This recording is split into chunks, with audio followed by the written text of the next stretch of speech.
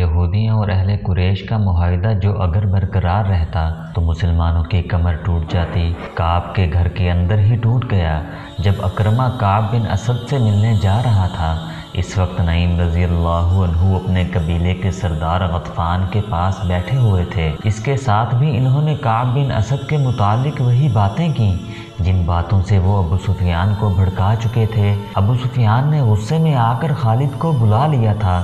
غطفان نے اپنے سالار عینیہ کو بلا لیا۔ کیا تم نے سنا ہے کہ کعب بن اسد ہمیں کیا دھوکہ دے رہا ہے؟ غطفان نے عینیہ سے کہا، وہ ہم سے یرغمال میں رکھنے کے لیے سرکردہ افراد مانگتا ہے، کیا یہ ہماری توہین نہیں؟ سردار غطفان، سالار عینیہ نے کہا، میں پہلے تمہیں کہہ چکا ہوں کہ میرے ساتھ میدان جنگ کی بات کرو۔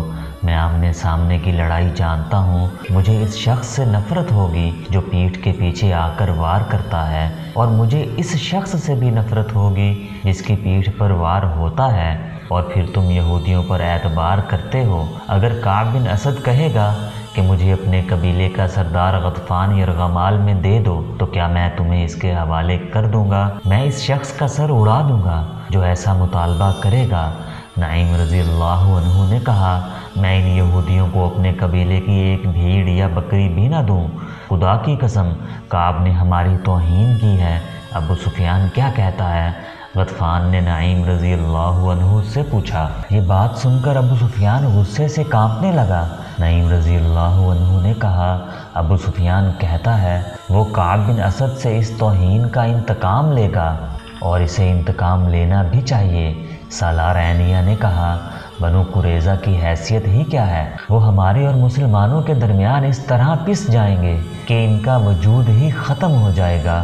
خالد کو آج مدینے کی طرف جاتے ہوئے وہ وقت یاد آ رہا تھا جب اکرمہ بنو قریظہ کی بستی سے واپس آیا تھا۔ خالد دوڑتا ہوا اس تک پہنچا تھا۔ ادھر سے ابو سفیان گھوڑا دوڑاتا آ گیا۔ اکرمہ کے چہرے پر غصے اور تھکن کے گہرے آثار تھے۔ کیا خبر لائی ہو؟ ابو سفیان نے اس سے پوچھا۔ خدا کی قسم ابو سفیان، میں نے کعب سے زیادہ بدنیت انسان پہلے کبھی نہیں دیکھا تھا۔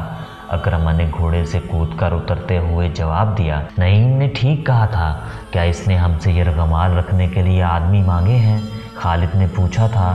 ہاں خالد، اکرمہ نے کہا تھا، اس نے مجھے شراب بھی پیش کی اور میرے ساتھ اس طرح بولا جیسے ہم اس کے مقروض ہیں۔ اس نے کہا کہ پہلے یرغمال میں اپنے آدمی دو، پھر میں مدینہ کے اندر شب خون ماروں گا۔ کیا تم نے اسے کہا نہیں کہ اہل قریش کے سامنے بنو قریظہ کی حیثیت اونٹ کے مقابلے میں ایک چوہے کی سی ہے؟ خالد نے کہا تھا، کیا تم نے اس کا سر اس کے کندھوں سے اتار نہیں دیا؟ میں نے اپنا ہاتھ بڑی مشکل سے روکا تھا۔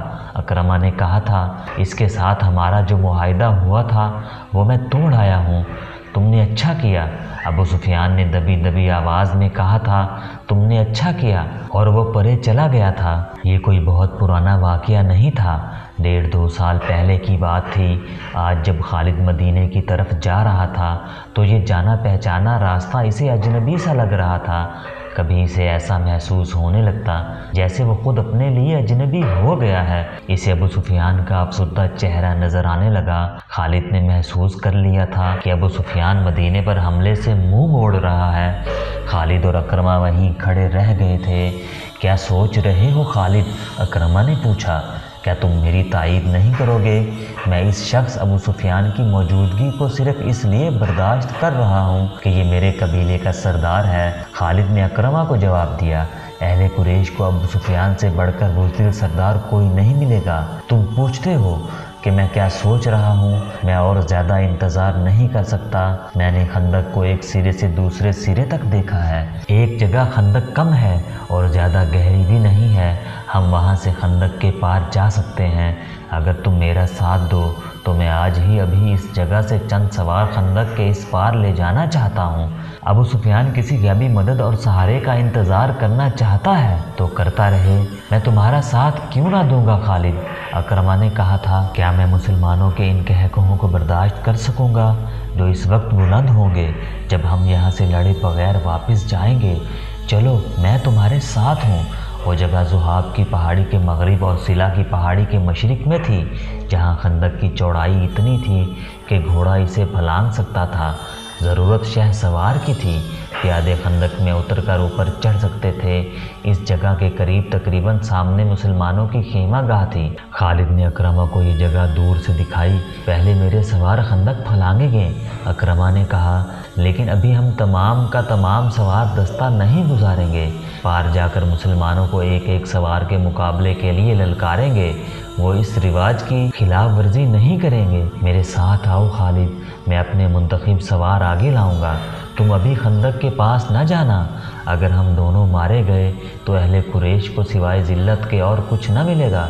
ابو سفیان کا دل محاصرہ اٹھا چکا ہے، وہ لڑنے کے جذبے کو سرد کر چکا ہے۔ وہ مقام جہاں خندق گھوڑے کی لمبی چھلانگ سے پھلانگی جا سکتی تھی، ایسی اونٹ میں تھی جسے گشتی سنتری قریب آ کر ہی دیکھ سکتے تھے۔ اکرمہ نے 7 سوار منتخب کر لیے تھے۔ ان میں ایک قوی ہیکل بلکہ دیو قامت شخص عمرو بن عبد بھی تھا، جس کی دھاک اس کی جسامت کی بدولت دور دور تک پھیلی ہوئی تھی۔ اکرمہ ان 7 سواروں کو مقررہ مقام سے کچھ دور تک اس اندازے سے لے گیا جیسے گھوڑوں کو ٹہلائی کے لیے لے جا رہا ہو۔ مسلمانوں کے سنتریوں کو ان پر شک نہ ہوا۔ سب سے پہلے میں خندق پھلانگوں گا، اکرمہ نے چلتے چلتے اپنے 7 سواروں سے کہا۔ کیا یہ ٹھیک نہیں ہوگا کہ سب سے پہلے میرا گھوڑا خندق کو پھلانگے؟ عمر بن عبد نے کہا۔ نہیں عمرو، اکرمہ نے کہا، پہلے میں جاؤں گا۔ اگر میرا گھوڑا خندق میں گر پڑا تو تم خندق پھلانگنے کی کوشش نہ کرنا، تمہارا سالار اپنی جان کی قربانی دے گا۔ یہ کہہ کر اکرمہ نے گھوڑے کی بانگ کو جھٹکا دیا۔ گھوڑے کا رخ خندق کی طرف ہوا تو اکرمہ نے اینٹ لگا دی۔ عربی نسل کا گھوڑا ہوا سے باتیں کرنے لگا۔ اکرمہ نے لگام اور ڈھیلی کر دی اور گھوڑے کو پھر اینٹ لگائی۔ گھوڑے کی لگام اور تیز ہو گئی۔ خندق کے کنارے پہ جا کر اکرمہ گھوڑے کی پیٹھ سے اٹھا اور آگے کو جھک گیا۔ گھوڑا ہوا میں بلند ہو گیا۔ خالد کچھ دور کھڑا دیکھ رہا تھا۔ قبیلہ قریش کے بہت سے لشکری دیکھ رہے تھے، زمین و آسمان دیکھ رہے تھے، تاریخ دیکھ رہی تھی۔ گھوڑے کے اگلے پاؤں خندق کے دوسرے کنارے سے کچھ آگے اور پچھلے پاؤں عین کنارے پر لگے۔ گھوڑا رفتار کے زور پر آگے چلا گیا۔ اس کی اگلی ٹانگیں دوہری ہو گئیں، اس کا منہ زمین سے لگا۔ اکرمہ گرتے گرتے بچا۔ گھوڑا بھی سنبھل گیا اور اکرمہ بھی۔ اسے اپنے پیچھے للکار سنائی دی، آگے نکل جاؤ اکرمہ۔ اکرمہ نے پیچھے دیکھا۔ عمرو بن عبد کا گھوڑا ہوا میں اڑا آ رہا تھا۔ عمرو رکابوں پر کھڑا آگے کو جھکا ہوا تھا۔ کسی کو توقع نہیں تھی کہ اتنے وزنی سوار کے نیچے گھوڑا خندق پھلانگ جائے گا، لیکن گھوڑا اس جگہ جا پڑا جہاں اکرم کا گھوڑا گرا تھا۔ عمرو کے گھوڑے کی ٹانگیں ایسی دوہری ہوئیں کہ منہ کے بل گرا اور ایک پہلو پر لڑک گیا۔ عمرو گھوڑے کی پیٹھ سے لڑک کر کلابازیاں کھاتا گیا۔ ایک لمحے میں گھوڑا اٹھ کھڑا ہوا۔ ادھر عمرو اٹھا اور پلک جھپکتے میں گھوڑے پر سوار ہو گیا۔ اس کے پیچھے اکرمہ کے 2 سوار اکٹھے چلے آ رہے تھے۔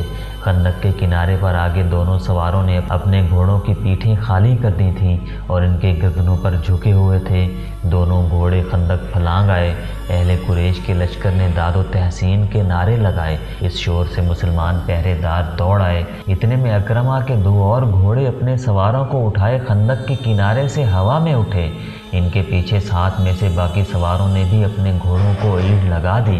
تمام گھوڑے خندق پھلانگ آئے۔ ٹھہر جاؤ، اکرمہ نے مسلمان سنتریوں کو بلند آواز میں کہا، کوئی اور خندق کے اس طرف نہیں آئے گا۔ محمد صلی اللہ علیہ وآلہ وسلم کو بلاؤ۔ تم میں جو سب سے زیادہ بہادر ہے اسے لاؤ، وہ میرے ایک آدمی کا مقابلہ کر کے گرا لے تو ہم سب کو قتل کر دینا۔ خدا کی قسم، ہم تمہارا خون اس ریت پر چھڑک کر واپس چلے جائیں گے۔ مسلمانوں کے اجتماع گاہ میں کھلبلی برپا ہو گئی تھی۔ ایک شور تھا، قریش اور غطفان نے خندق عبور کر لی ہے۔ مسلمانوں، تمہارے امتحان کا وقت ہو گیا ہے۔ ہوشیار، خبردار، دشمن آ گیا ہے۔